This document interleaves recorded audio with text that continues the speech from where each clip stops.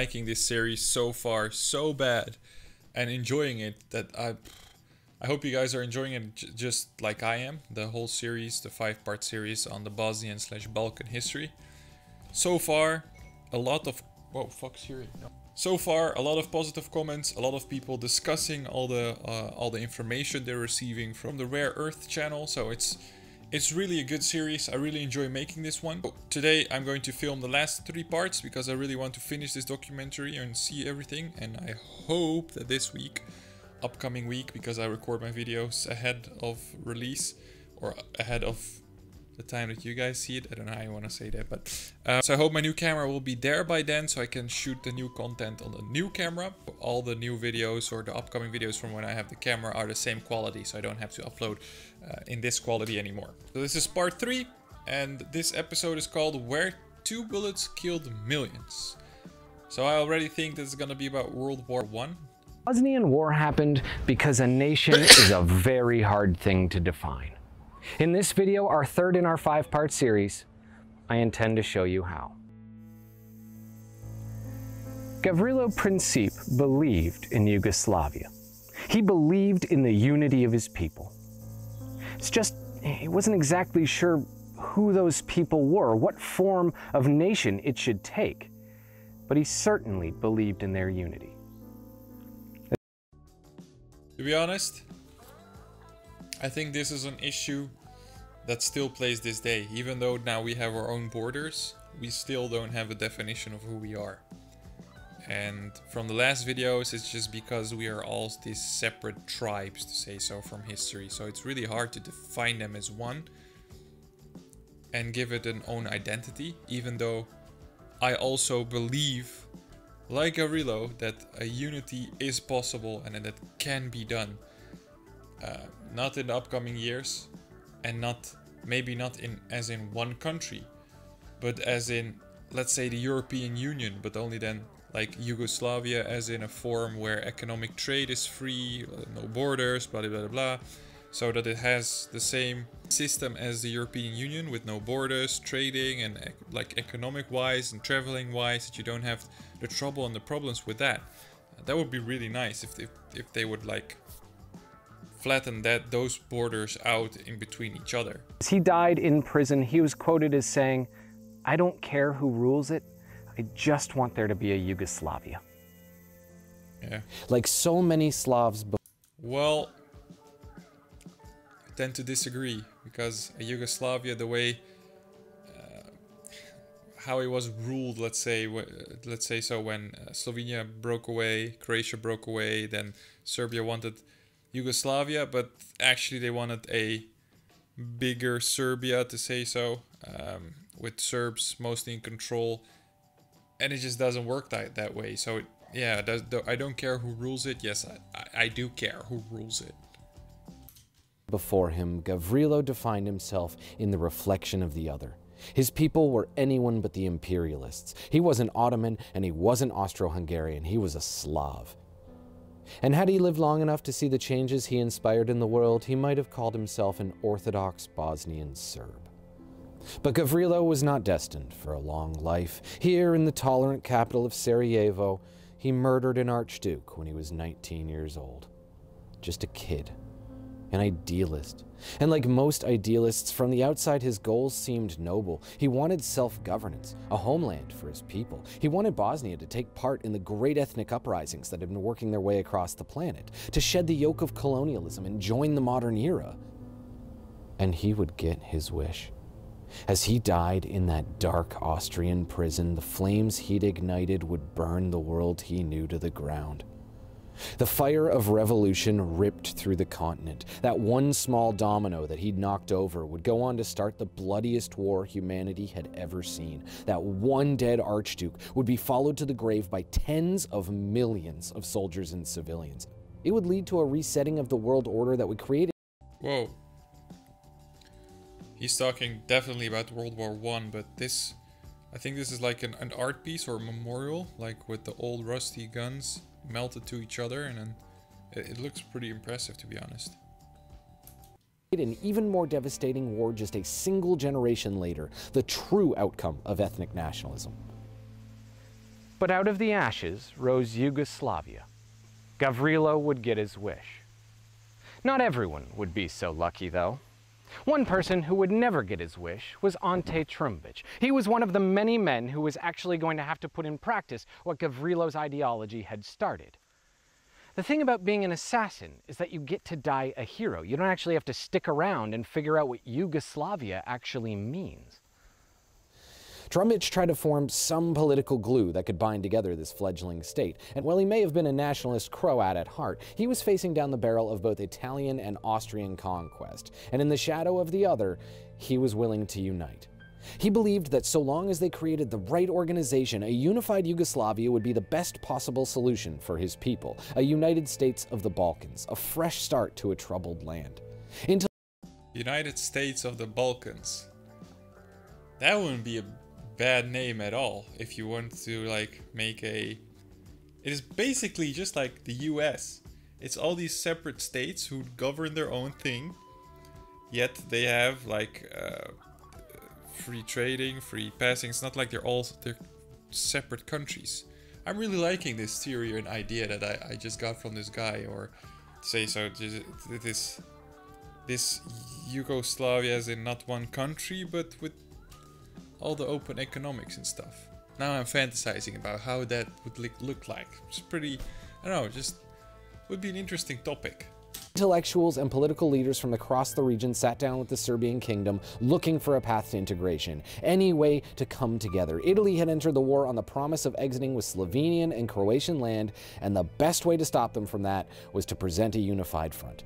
They would create an entity that could compete with the great powers of Europe, a federation so strong that they could never be colonized again.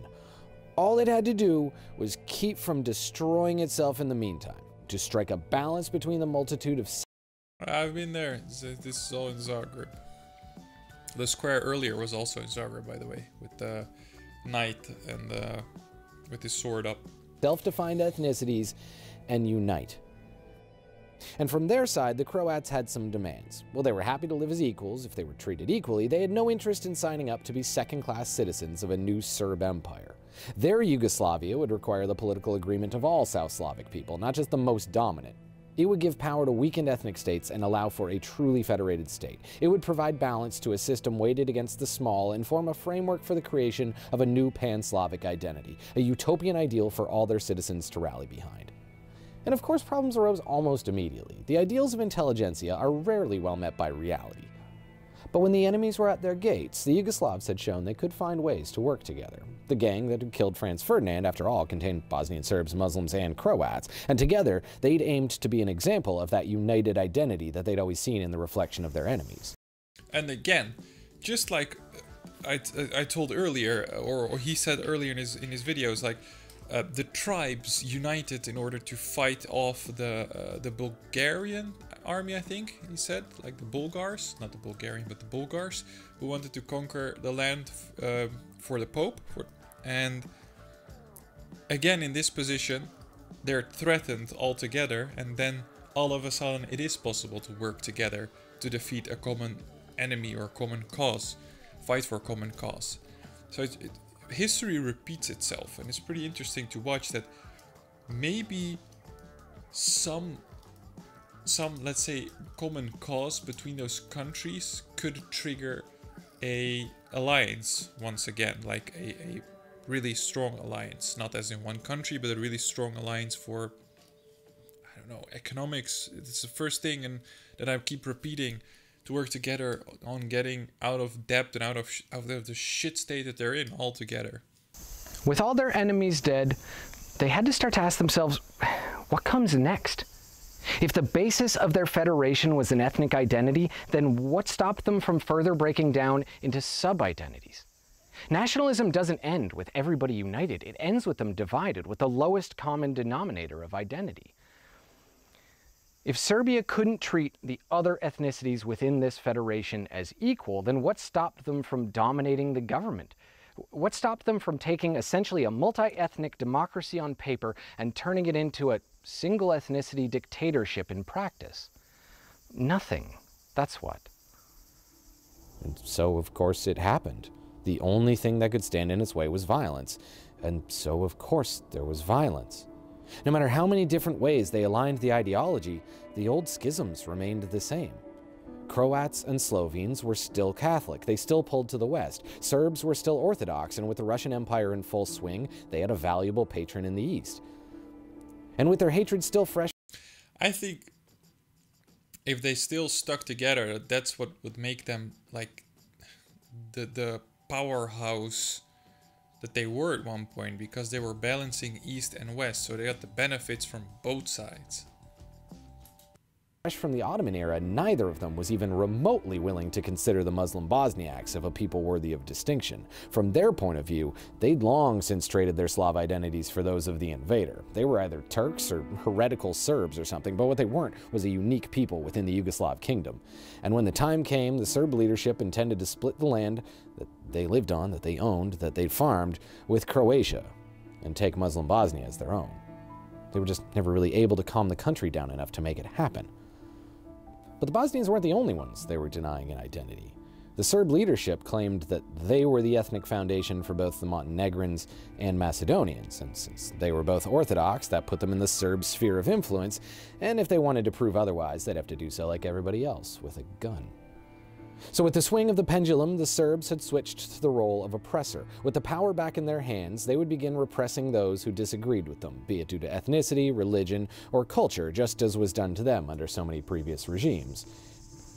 For their part, the Serbs saw themselves as the natural leaders of the Yugoslav movement. From their point of view, the Montenegrins, the Bosniaks, everyone, they were simply just a version of them who hadn't realized it yet. To them. Exactly. So here's, as you guys have seen in part 1 and 2, that's not correct. So people who are still writing this in the comment section of part 1 and 2, please stop being brainwashed, because this guy is literally explaining everything based on facts and the true history behind it.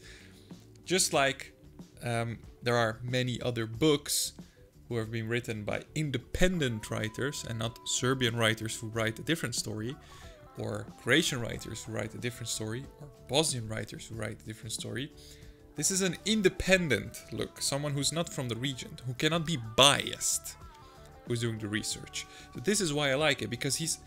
Let's just continue on this point, because in the first 2 videos, you've learned that this is not the case, what he just said. And now he's gonna tell you why. They saw themselves somewhat like the Prussians of the Balkans, and their cultural backbone would offer the Pan-Slavs a way to unite that they'd never found before. And just like all those colonizers and religious leaders before them, if anyone disagreed with that identity, they'd kill them. No matter how much resistance they came across, they always found a way to claim that it was meant to uphold a united Yugoslavia. And as ridiculous as it might seem now, many truly believed that, because in their eyes, the stronger the Serbs, the stronger the nation. In the eyes of many, it didn't matter if the name on paper was Yugoslavia. What they were starting to see was the return of Greater Serbia. And 10 years after they'd united, Trumbic was wishing he'd never agreed. The people he'd brought together were now at each other's throats, and for the Croats, the writing was on the wall that they were going to have to fight their way back out the door that he'd convinced them to enter just a few years before. With each passing day, it only got worse. In 1928, on the floor of Parliament, a Serb deputy shot 5 members of an opposing Croatian party. 2 would die then and there, one of whom was their leader.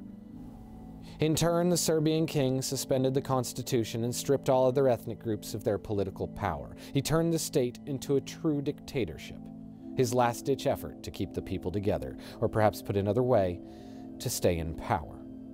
As dissenting voices started to scream their demands, the government turned to imprisonment and murder. Prominent activists and scholars were killed without recourse. Political leaders were locked in cages. The state undertook a massive campaign of repression, particularly against the ethnicities that refuted the dominance of the Serbs. Any who felt an identity beyond that which they were given was punished.